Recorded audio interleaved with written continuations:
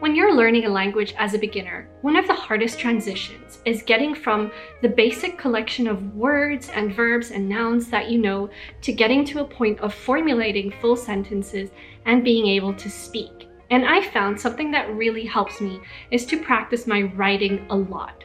Today we're not talking about speaking so much, but I'm going to take you through exactly how I write as a beginner in a new language. What are all the steps I take when I don't know all the things, and what happens when I encounter difficult grammar structures or don't know how to spell something or just don't know a word. So let me take you through the steps I take, starting from a blank page, not using a dictionary, knowing nothing, practicing writing, and then how I get corrections until I have a finished piece of writing that I feel happy with. You can use this for any language, but for purposes of this video, I will be showing you something I wrote in Hungarian recently. Here's a page of a few sentences I recently wrote in Hungarian. This whole process took about 1 hour. The very first thing I do is to write without prompts or a dictionary, and you'll see that in some parts there are still English words.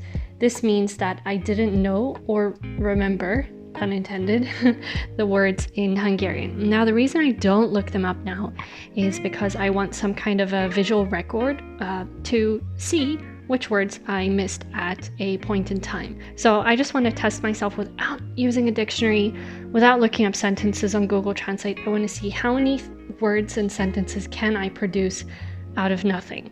So generally, I just think of a topic first. This time I wrote about a movie. I really enjoy watching movies and writing about. So the second thing I do is then underline these words that I don't know in English. For example, sleep there, or car, or remember. I underline these.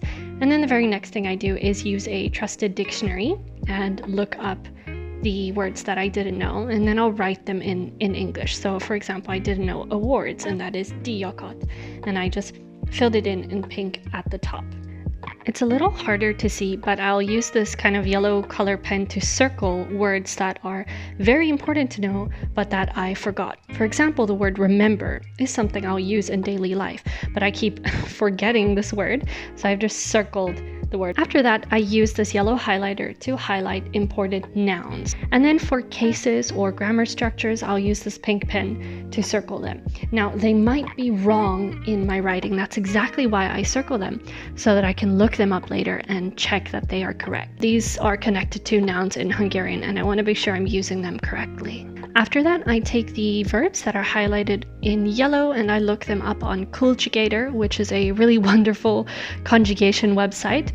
And then I will make a list for myself of all the verbs that are in my piece of writing. Now, I don't want to memorize a ton of verbs at the same time. So whenever I need them, whenever these verbs pop up, I will then conjugate them.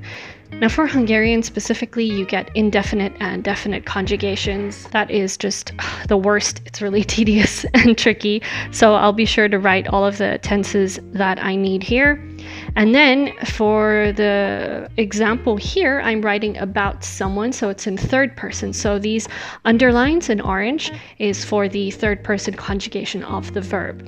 The verbs here are like mondani, to speak, menni, to go, találkozni, which is to meet. Right. After that, I will then kind of go over and fix the verb conjugations. As a quick reference, all of the verbs that I highlighted in yellow, I just write them here. And if there is an important example sentence I got from the website Conjugator, I'll just put it here as an example to help me remember it. All of the nouns that I didn't know, like the word for desert or car, I will then write it in here.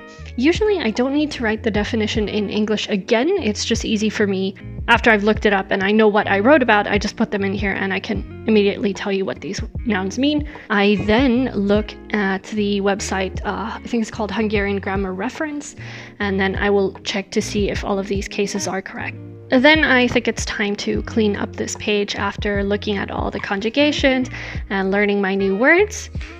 So then the next thing I do is to rewrite it. Sometimes when I rewrite it, I will notice mistakes I made earlier. This should be a much better version than the first draft that I had.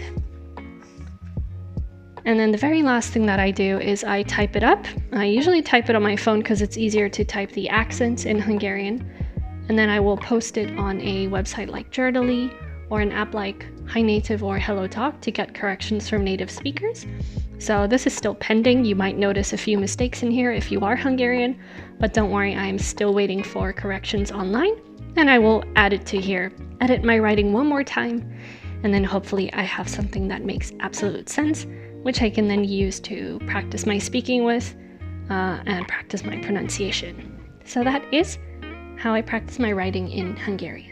Well, that's it for today's video. Thank you guys so much for watching. I hope it was helpful, and let me know in the comments how you practice your writing skills. If there's anything else you would like me to make a video on, please leave it in the comments. And as usual, have a wonderful week ahead, and I'll see you in the next video. Bye-bye!